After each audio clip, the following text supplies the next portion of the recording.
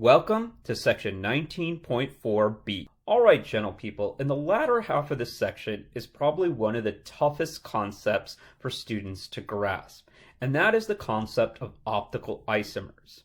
Now, this topic is going to be used all throughout organic chemistry, so it's a good idea to get a strong handle on how to identify optical isomers. Optical isomers are non-superimposable mirror images of each other.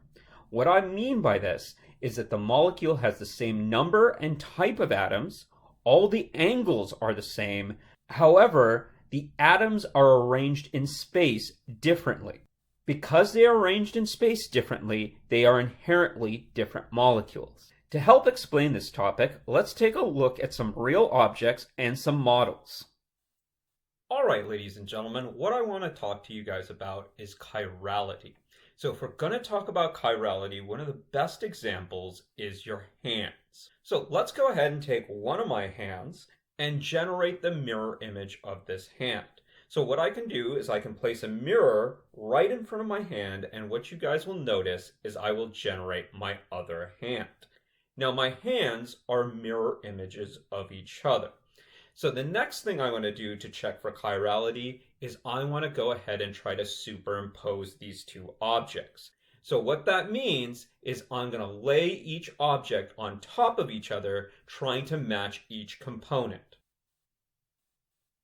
So when I try to superimpose my hands, what you guys will notice is my hands are non-superimposable.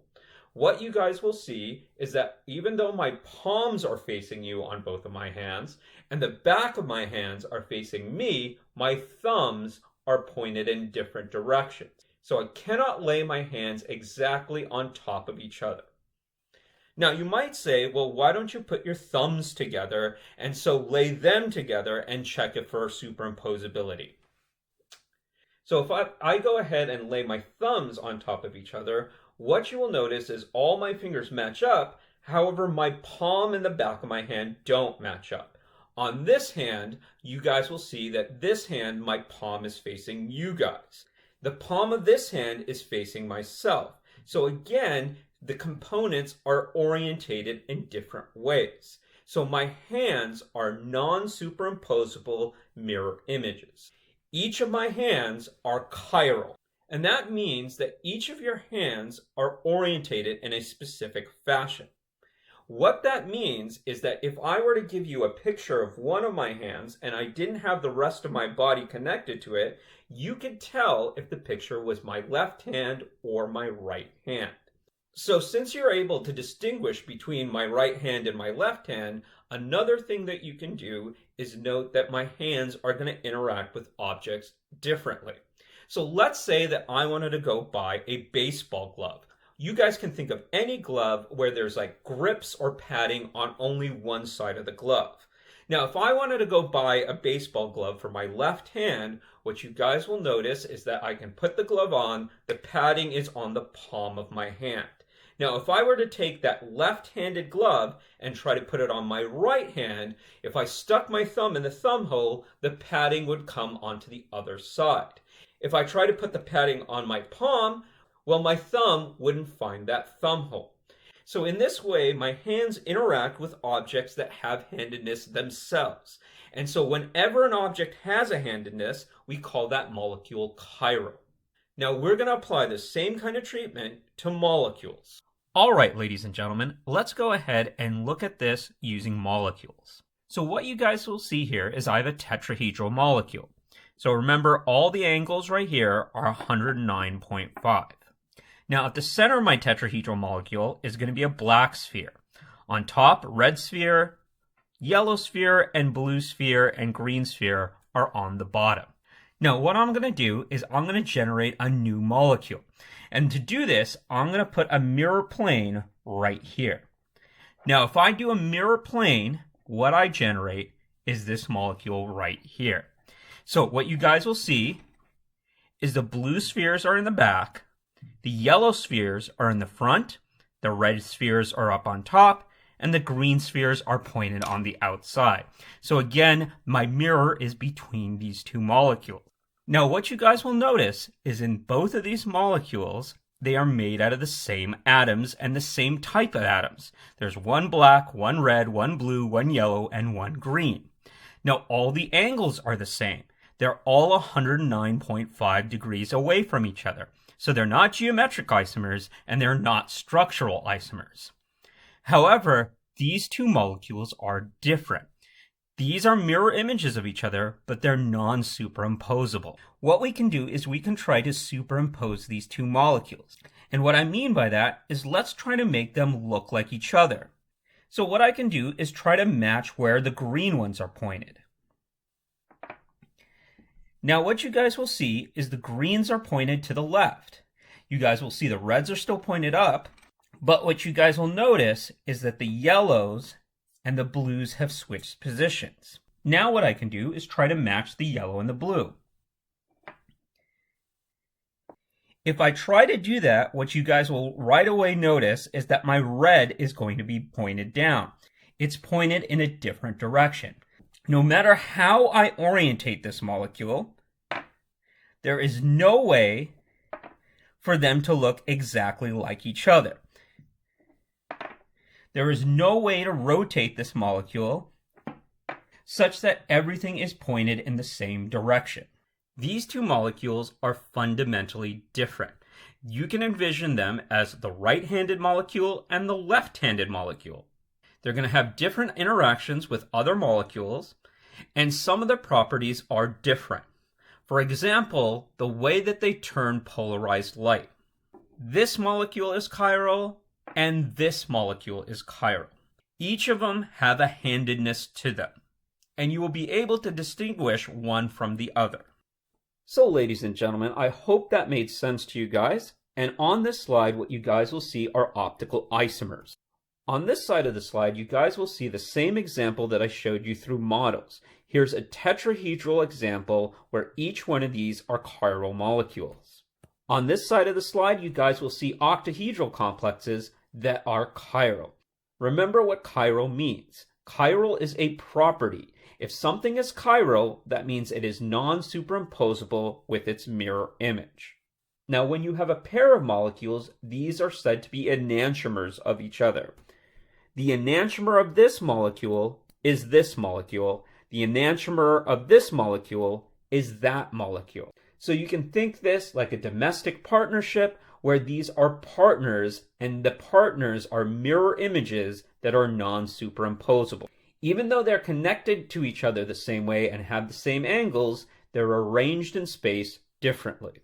Let's go ahead and do a quiz question and see if you can generate or determine if a molecule is chiral or not. Just a hint, this molecule, I didn't tell you if it is square, planar, or tetrahedral, so you're going to have to test both scenarios out. Alright, ladies and gentlemen, let's go ahead and use our model kit to help decide if this complex is chiral or not. So, because it's coordination number 4, we don't know if this molecule is going to be square, planar, or tetrahedral. I didn't give you any information, so we have to test both scenarios. So let's start out with the square planar example. So in this case, what I've shown you guys is that our COs are represented by the red spheres, and in green we have our bromide ligand. So again, my mirror plane is going to be right here, and I'm going to reflect the molecule across this mirror. Now, if I reflect the molecule across this mirror, what you see is this representation here on the right-hand side. Now what I can do is I can rotate these molecules and see if I can make them look like each other. So what I can simply do is pick up this molecule and I can rotate it 90 degrees. If I do so, what you guys will notice is the same picture is on the left and the right. That means that this molecule is the same molecule. What I can do is I can superimpose them. I can lay one molecule flat and the other molecule exactly lays on top of the other one. Everything is in the correct position. So what I can say is that these two are not different molecules. They are the same molecule. I'm just looking at it from different angles. So this molecule right here is achiral, meaning it is not chiral.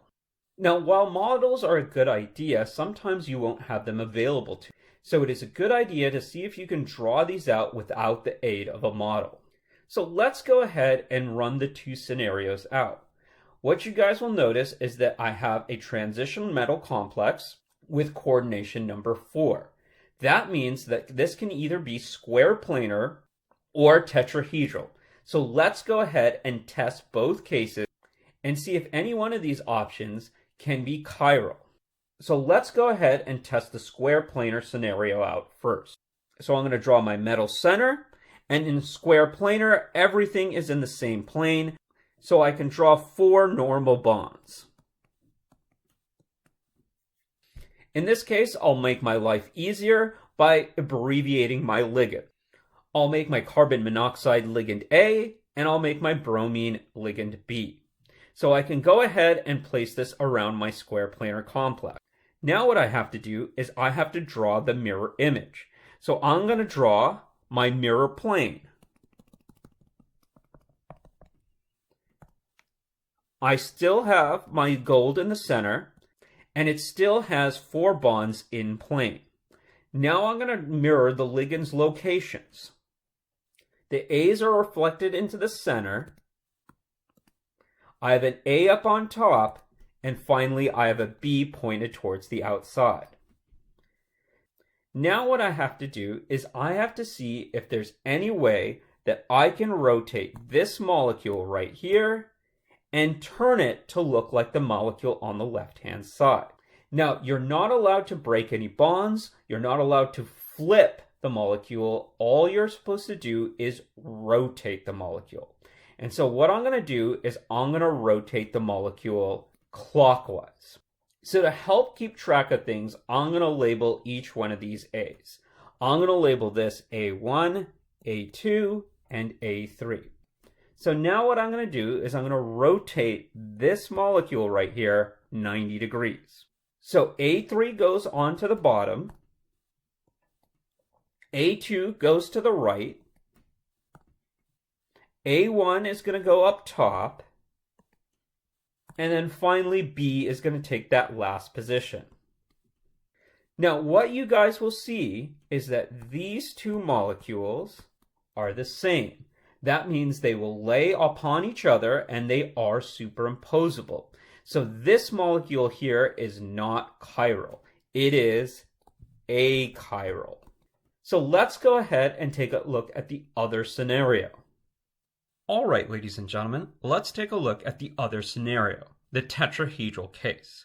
So in our molecule, what we're going to have is our central atom surrounded by 4 ligands 109.5 degrees away from each other.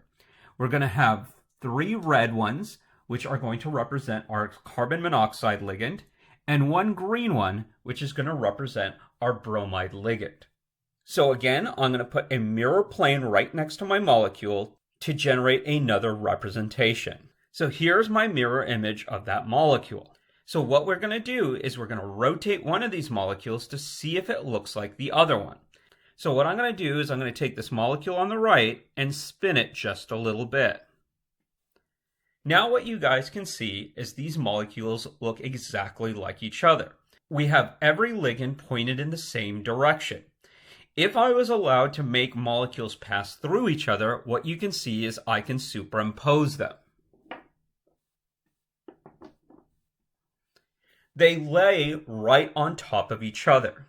So again, because these are superimposable mirror images, this is the same molecule.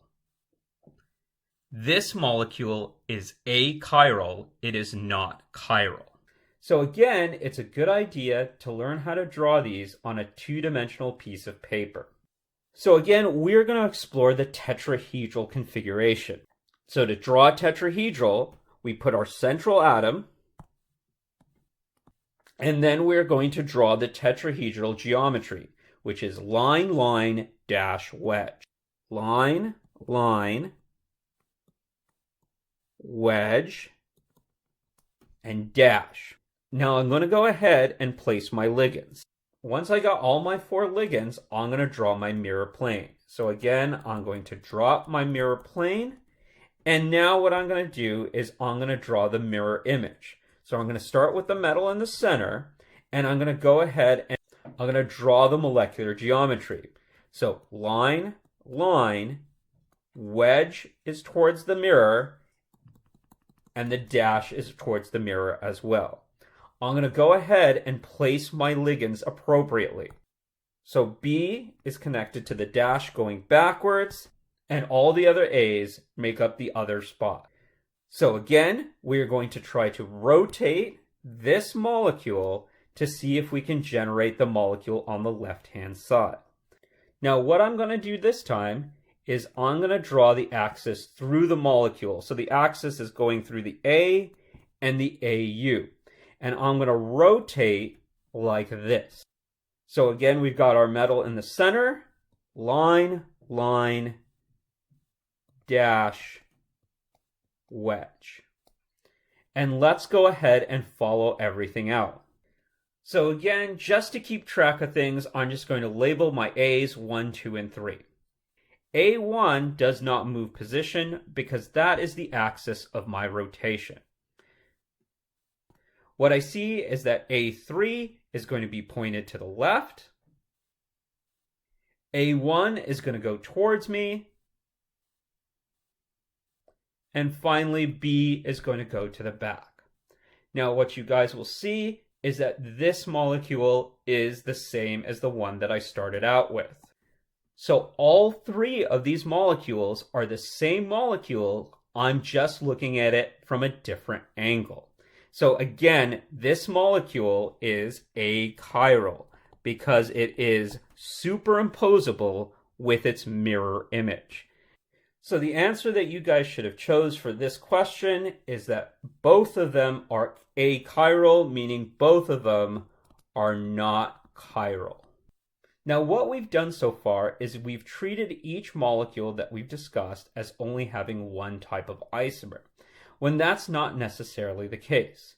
One molecule can have many types of isomers associated with it. Let's go ahead and take a look at this complex that your book gives you. What you guys will see is that this complex is made out of cobalt, 2 ethylene diamines, and 2 chlorides. Now, I want you guys to get used to the way that they've drawn ethylene diamine. What you guys will notice is that ethylene diamine is a bidentate ligand. So my metal sits in the center, and there are 2 attachment points for ethylene diamine. Now, instead of drawing this big complicated molecule, what we like to do is we like to go ahead and use a shorthand notation. What you guys will often see is they will draw ethylene diamine as a hoop, where they're not specifically laying out where those carbons are. It's just a chain where one nitrogen is attached to the other. Now, I want you guys to be careful. When you guys have bidentate ligands like ethylene diamine, they are going to attach 90 degrees from each other. So for example, if I had ethylene diamine attached to a square planar complex, it would occupy the cis positions. They're 90 degrees apart. What you won't see is that you won't see the ethylene diamine stretch 180 degrees apart. So this structure right here does not exist. So with that said, let's take a look at this molecule your book presents to you. What you guys can see are there 2 geometric isomers. The first isomer is the trans isomer, where you have the chlorides 180 degrees away from each other. The other isomer that you can have is you can have the cis isomer. In the cis isomer, the chlorides are 90 degrees from each other. However, what you'll note is that the trans isomer is achiral. That means it's superimposable with its mirror image. However, the cis isomer is chiral. And what that means, it is non-superimposable with its mirror image. Alright, ladies and gentlemen, to really help you guys see that the cis isomer is a chiral molecule, let's go ahead and draw it out and try to do it on paper. So again, here's my cis isomer. What I'm going to go ahead and do is take the mirror image, and then what I'm going to do is generate this representation of the molecule. Now again, you guys will see that I have hoops, and the hoops represent the ethylene diamine because the nitrogens are connected together by that carbon chain. So what I'm going to try to do is rotate this molecule so that it looks like the one on the left-hand side. Now, for my axis of rotation, what I'm going to do is I'm going to pick the axis that goes through the chlorine, the cobalt, and that bottom nitrogen right there. And I'm going to go ahead and rotate the molecule like this, 90 degrees. To help me keep track of my nitrogens, again, I'm going to go ahead and label them 1, 2, 3, and 4. And I'm going to make sure that I connect 1 and 2 and 3 and 4 together. So again, I'm going to take my cobalt in the center, and I'm going to draw an octahedral geometry around it. Now what I can do right away is place the atoms on that axis of rotation. They are not going to be changing positions. So that's going to be the chlorine up on top, and the nitrogen on the bottom, nitrogen 2. Now I'm going to see where my chlorine is going to move. It moves 90 degrees, so that means it's going to go into this position right here, on the right-hand side, going backward. Now you'll see why I chose this rotation. This puts my chlorines in the same position. And my goal is to try to see if these things are superimposable by trying to make as many things in the same position as possible. Now let's go ahead and distribute our nitrogens accordingly. Nitrogen 1 is going to go ahead and move to the back. Nitrogen come forward and go to the left-hand side. And finally, nitrogen 4 is going to come to the front. Now remember, I have to make sure that these nitrogens are connected appropriately. Nitrogens 3 and 4 are the ones that are connected together. So I'm going to draw the hoop between them. Now nitrogens 1 and 2, they are the ones that are connected to each other. And that hoop is going to go backwards from the bottom. Now what you guys will see is the hoops are in different positions. The hoops are not spatially in the same place. Now I can keep trying to rotate this molecule all over the place, but what is going to happen is I'm going to continually fail. There is no way to rotate this molecule such that it looks like this molecule. That's because this molecule is chiral, this molecule is chiral. They are mirror images of each other. They are enantiomers of each other. They're non-superimposable mirror images of each other, and they are different molecules. So what you have depicted here are 3 different molecules. Here's molecule 1, molecule 2, and molecule 3. These are fundamentally different molecules. Well, I hope that made sense to you, Chem 1C, and remember to stay safe.